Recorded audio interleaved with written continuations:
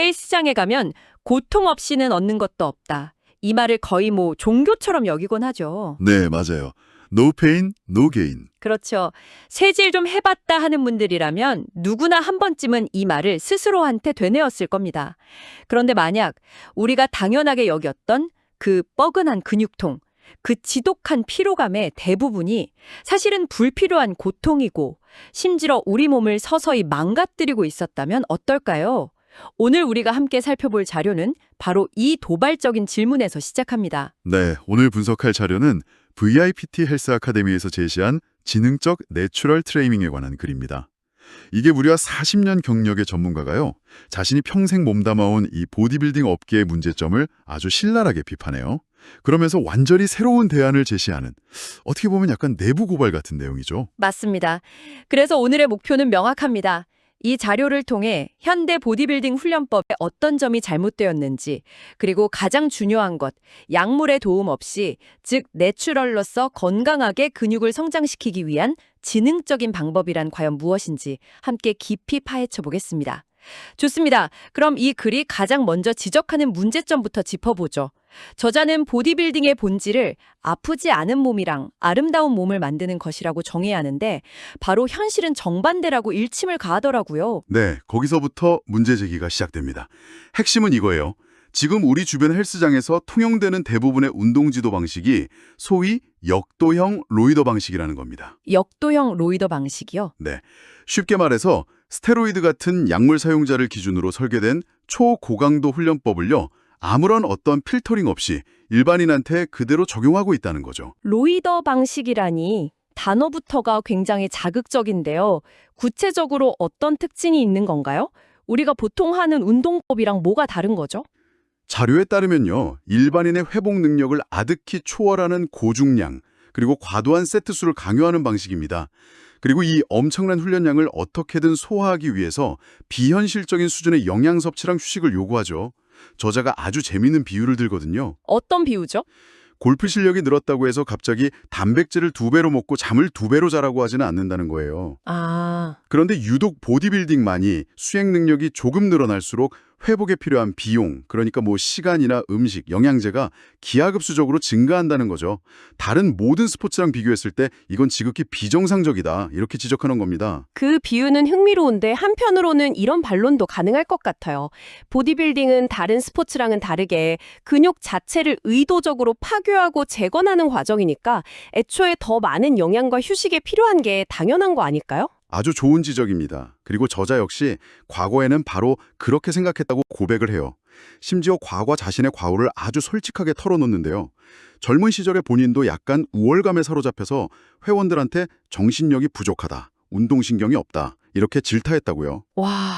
토할 때까지 닭가슴살을 먹이고 구급차에 실려갈 때까지 스쿼트를 시키고 그렇게 스스로랑 회원들을 극한으로 몰아붙였다는 경험을요. 그 결과는 어땠나요? 결국 최정상의 몸을 만들었다고 생각했을 때 팔꿈치가 박살이 났다고 표현합니다. 팔꿈치가 박살났다니 단어 선택만 들어도 끔찍하네요. 업계에서 최고가 됐다고 생각한 바로 그 순간에 모든 게 무너져 내린 거잖아요. 그게 이 사람한테는 단순한 부상이 아니라 자기가 평생 믿어온 모든 훈련 철학이 틀렸다는 신호탄이었겠군요. 바로 그겁니다. 그 사건을 계기로 모든 걸 원점에서 다시 생각하게 된 거죠. 약물 사용자들이 보여주는 그 엄청난 수행 능력과 회복력, 이건 약물 때문이지 그들의 훈련법 자체가 내추럴에게 우월한 결과를 가져다 주는 게 아니구나. 이걸 깨달은 겁니다. 그래서 우리는 처음부터 단추를 잘못 끼웠다는 강력한 문제 제기를 하는 셈이죠. 결국 우리는 처음부터 단추를 잘못 끼웠다는 저자의 말이 정말 뼈아프게 들리네요. 그럼 단추를 처음부터 다시 끼워야 할 텐데 도대체 어디서부터 시작해야 할까요? 이 사람이 무작정 이 운동을 하세요라고 말하는 대신 아예 근육이 성장하는 가장 근본적인 원리부터 다시 파고들자고 하더군요. 맞습니다. 아주 과학적인 접근이죠. 운동 생략적으로 근성장을 유발하는 3가지 핵심 요소를 제시하는데요. 바로 기계적 장력, 대사 스트레스, 그리고 근손상입니다. 우리가 하는 대부분의 근력 운동이 이 3가지 요소를 복합적으로 유발합니다. 잠깐만요. 그럼 방금까지 비판했던 그 로이더 방식은 이 3가지 요소 중에서 어디에 집중했던 건가요? 바로 근손상과 대사 스트레스를 극대화하는 방식입니다. 아, 손상이죠. 그리고 근육 안에 피로물질이 가득 차서 터질 듯한 펌핑감. 이게 대사 스트레스고요. 이걸 만드는 거죠. 근데 문제는 여기서 발생해요. 약물 사용자는 이 엄청난 손상과 피로를 약물의 힘으로 빠르게 회복하고 오히려 더 강하게 성장할 수 있습니다. 하지만 회복 능력이 한정된 일반인은요, 그 과정에서 관절이 갈려나가고 만성 피로에 시달리다 결국 운동을 포기하게 된다는 겁니다. 와, 잠깐만요. 그럼 지금껏 우리가 헬스장에서 오늘 운동 제대로 했다고 느꼈던 그 뻐근한 근육통이나 터질 듯한 펌핑감이 사실은 약물 사용자에게나 최적화된 근손상과 대사 스트레스의 증거였다는 거네요? 우리가 목표로 삼아야 할 핵심 지표를 완전히 잘못 알고 있었던 거군요. 정확히 그 부분을 꼬집고 있습니다. 물론 내추럴에게도 근손상과 대사 스트레스가 성장에 기여하기는 합니다. 하지만 그건 어디까지나 회복 가능한 범위 내일 때의 이야기죠. BIPT 전략의 핵심은 불필요한 근손상이나 과도한 대사 스트레스 같은 소모적인 자극은 최소화하고 가장 강력하고 직접적인 성장 신호인 기계적 장력에만 오롯이 집중하자는 겁니다. 기계적 장력? 네, 근육에 걸리는 텐션을 한순간도 놓치지 않고 오직 순수한 장력만으로 근육을 성장시키는, 저자는 이걸 정교한 타격 기술이라고 설명해요. 우와, 정교한 타격 기술이라니 무슨 무술 비급에나 나올 법한 말이네요. 그냥 무식하게 쇳덩이를 드는 게 아니라 외과 의사가 수술하듯이 근육에 정확한 자극을 가한다는 느낌이 확 드는데요. 아주 적절한 비유입니다. 운동하는 동안 목표 근육에 걸리는 텐션, 즉 장력을 한순간도 놓치지 않는다는 거죠. 고통이나 피로가 아니라 정밀한 자극이 핵심입니다. 알겠습니다. 개념은 이해가 되는데 그 정교한 타격 기술이라는 게 실제 운동에서는 어떻게 구현되는지 너무 궁금합니다. 저자는 누구와도 타협할 수 없는 3가지 동작 훈련 원칙을 제시합니다. 첫째는 주관절 80% 표기입니다. 예를 들어 벤치프레스나 스쿼트 같은 운동을 할 때 팔꿈치나 무릎 관절을 끝까지 쫙 펴서 잠그지 않는 겁니다. 이거 실제로 해보면 굉장히 어색할 것 같은데요. 특히 고중량을 다룰 때 관절을 잠그는 게 안정적이라고 배우는데 오히려 부상 위험은 없나요? 그 잠그는 유혹을 어떻게 이겨내죠? 네, 대부분 그렇게 배우죠.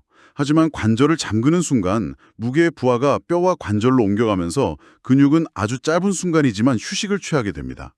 80% 표기는 바로 그 휴식 구간을 없애버리는 거예요. 아, 처음에는 어색하고 더 낮은 무게를 다룰 수밖에 없지만 운동 시작부터 끝까지 목표 근육의 텐션이 끊기지 않고 계속 걸려있게 되죠. 부상 위험은 오히려 관절을 과도하게 펴면서 발생하는 충격이 없기 때문에 더 낮다고 설명합니다. 근육이 쉴 틈을 아예 주지 않는 거군요. 알겠습니다. 두 번째 원칙은요? 둘째는 신장성 수축에 집중하는 겁니다. 보통 무게를 들어 올리는 동작, 단축성 수축에만 집중하기 쉬운데요. 사실 근육에 더 큰 기계적 장력을 주는 건 무게를 버티면서 천천히 내리는 동작, 즉 신장성 수축이거든요. 잠깐만요. 두 번째 원칙이 내리는 동작에 집중하는 거였잖아요. 그런데 보통 헬스장에서 무겁게 들고 그냥 쿵 하고 내려놓는 사람들 많지 않습니까? 그게 그렇게 큰 차이를 만드나요? 솔직히 좀 귀찮을 것 같기도 한데요. 엄청난 차이를 만듭니다. 저자는 들어 올릴 때 1, 2초를 썼다면 내릴 때는 3, 4초를 쓰면서 무게를 온전히 근육으로 통제하라고 강조합니다. 이 버티는 힘에 집중할 때 실질적인 기계적 장력이 극대화되고 근신경계가 자극을 더 잘 인지하게 돼요. 귀찮은 과정이 아니라 사실상 운동의 본체라고 보는 거죠. 마지막 세 번째 원칙은 뭔가요? 아치형 만들고 풀기의 리듬을 타는 겁니다. 이건 조금 더 상급 기술인데요. 척추와 흉곽의 정렬을 미세하게 조절해서 목표 근육을 완벽하게 고립시키고 다른 근육의 개입을 최소화하는 기술입니다. 예를 들어 등 운동을 할 때는 흉곽을 열어서 아치를 만들고 가슴 운동을 할 때는 등을 살짝 말아주는 식으로요. 이 리듬을 통해 자극이 다른 곳으로 새는 것을 막는 겁니다. 이런 동작 원칙과 함께 운동 볼륨 쪼개기라는 아주 재미있는 개념도 나옵니다. 이건 또 뭔가요? 이것이야말로 VIPT의 영리함을 보여주는 핵심 전략입니다. 예를 들어 12번을 겨우 들 수 있는 무거운 무게, 즉 12RM으로 운동한다고 가정해보죠. 기존 방식이라면 실패 지점까지 한 번에 쥐어짜서 12개를 채우고 완전히 녹초가 됐을 겁니다. 네, 그렇죠. 하지만 VIPT는 그렇게 하지 않고요. 그 한 세트를 6회씩 2세트로 혹은 4회씩 3세트처럼 아주 잘게 쪼개서 수행하는 겁니다. 세트 사이 휴식은 30초 정도로 짧게 가져가고요. 그렇게 쪼개서 하면 어떤 이점이 있는 거죠? 힘은 덜 들 것 같은데 운동 효과가 떨어지는 건 아닌가요? 바로 그게 핵심입니다. 한 번에 무리해서 실패 지점까지 갔을 때 발생하는 극심한 신경계의 피로는 최소화하면서 근육이 받는 기계적 장력의 총량, 그러니까 횟수 곱하기 무게죠. 이걸 동일하게 혹은 오히려 더 많이 가져갈 수 있습니다. 아, 뇌와 신경은 덜 지치게 하면서 근육에는 필요한 자극을 정확하게 더 많이 전달하는 거죠. 이거 완전 헬스장 얌체처럼 보일 수도 있겠는데요. 남들은 땀 뻘뻘 흘리면서 12개 겨우 하는데 저는 옆에서 3개 하고 쉬고 또 3개 하고 쉬고 저 사람 운동하러 온 거 맞아? 하는 눈초리로 받을 것 같아요. 충분히 그럴 수 있습니다. 그래서 저자도 땀도 안 나는데 운동이 되느냐는 주변의 질문에 대한 답변을 자료에 써놨더라고요. 뭐라고 하던가요? 운동할 당시에는 막 죽을 것처럼 힘들지 않지만 다음날 정확히 내가 목표했던 근육 부위에만 다른 곳에 필요감 없이 묵직하고 기분 좋은 근육통이 찾아온다고요. 와, 관절은 멀쩡하고 몸의 전반적인 컨디션은 좋은데 목표 근육만 성장하는 경험. 이건 정말 기존의 고통은 성장이라는 상식과는 완전히 정반대의 경험이죠. 이 모든 것을 종합해보면 VIPT는 단순히 운동 기술만 다른 게 아니라 헬스라는 행위 자체를 바라보는 관점, 즉 철학을 바꾸는 것 같습니다. 맞습니다. 이 부분이 이 글의 가장 중요한 메시지라고 생각합니다. 저자는 헬스가 고통과 인내를 강요하는 극기 훈련이 아니라 잃어버린 근육을 되찾는 즐거운 재활이자 교정 과정이어야 한다고 선언합니다.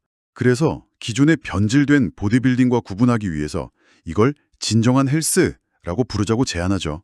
헬스라는 단어의 본래 의미, 건강을 되찾자는 거군요. 생각해보니 우리는 건강해지려고 헬스장에 가는데 오히려 몸을 망가뜨리는 방식으로 운동을 하고 있었을 수도 있다는 말이네요. 그렇죠. 저자는 80년대, 90년대 화려했던 보디빌딩 스타들이 은퇴 후에 각종 질병과 부상으로 고통받는 현실을 언급하면서 기존 방식의 실패를 다시 한번 강조합니다. 그리고 본인이 개발한 이 VIPT 방식이 특히 재활이나 체형 교정이 필요한 일반 회원들한테 과거 자신이 가르쳤던 고강도 방식보다 훨씬 더 확실하고 빠른 성공률을 보였다는 경험적 근거도 함께 제시하고요. 결국 핵심은 약물 사용자의 비현실적인 기준이 아니라 평범한 현대인의 라이프 스타일과 회복 능력에 맞는 지속 가능한 방법을 찾자는 거군요. 무작정 참고 견디는 게 아니라 내 몸이 감당할 수 있는 회복력의 한계 안에서 가장 효율적인 성장 신호를 찾아내야 한다는 메시지로 들립니다. 오늘 살펴본 VIPT 헬스 아카데미의 글은 더 힘들게, 더 많이를 외치는 세상에 더 똑똑하게라는 새로운 화두를 던집니다.